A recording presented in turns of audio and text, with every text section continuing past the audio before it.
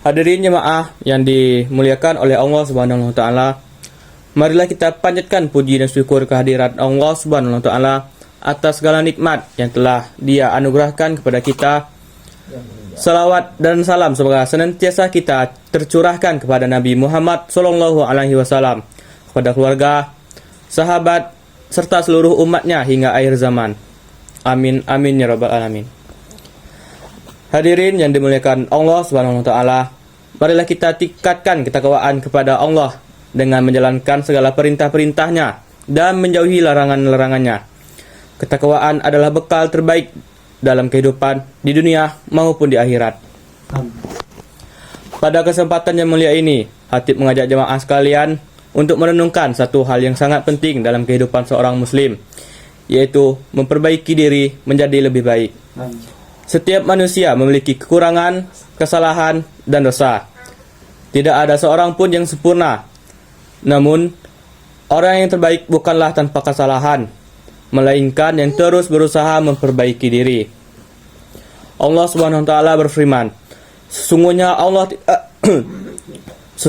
Allah tidak akan mengubah keadaan suatu kaum sebelum kaum itu sendiri mengubah keadaan mereka sendiri.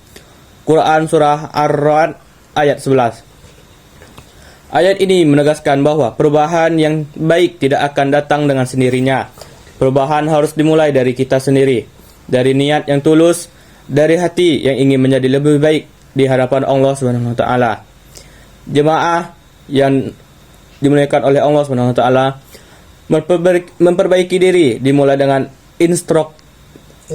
introspeksi diri. Sudahkah kita terjaga solat kita tepat waktu? Sudahkah lisan kita terjaga dari ucapan yang menyakiti?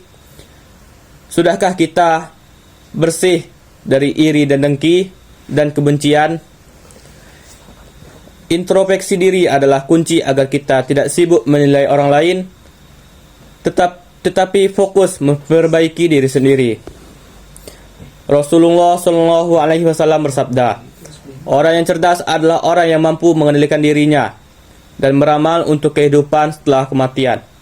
Hadis riwayat Tirmizi. Hadis ini mengajarkan kepada kita bahwa kecerdasan sejati bukan hanya soal ilmu, tetapi kemampuan untuk mengendalikan diri dan terus memperbaiki amal perbuatan.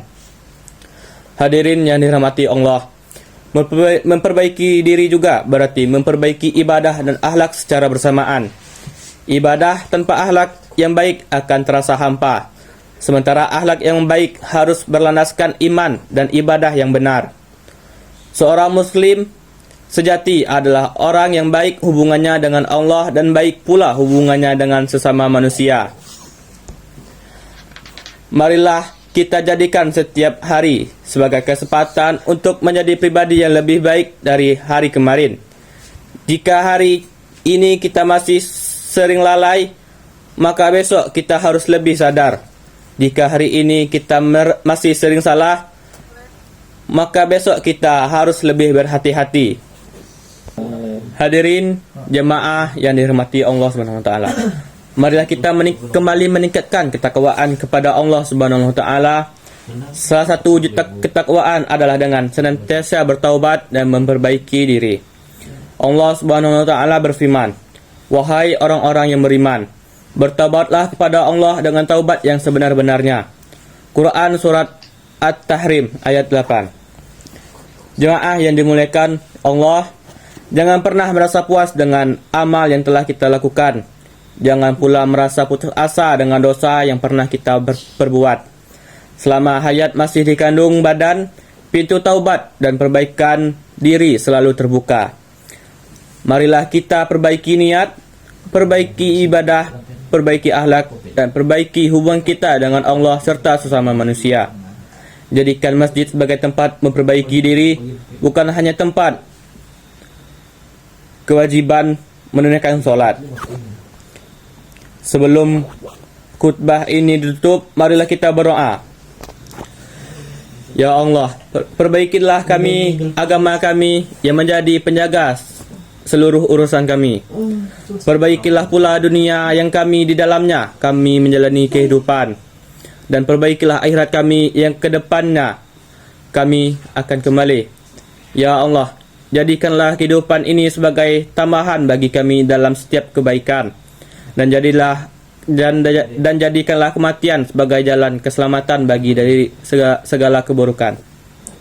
Ya Allah, ampunilah dosa-dosa kami, dosa kedua orang tua kami, serta dosa seluruh kaum muslimin dan muslimat, baik yang masih hidup maupun yang telah wafat.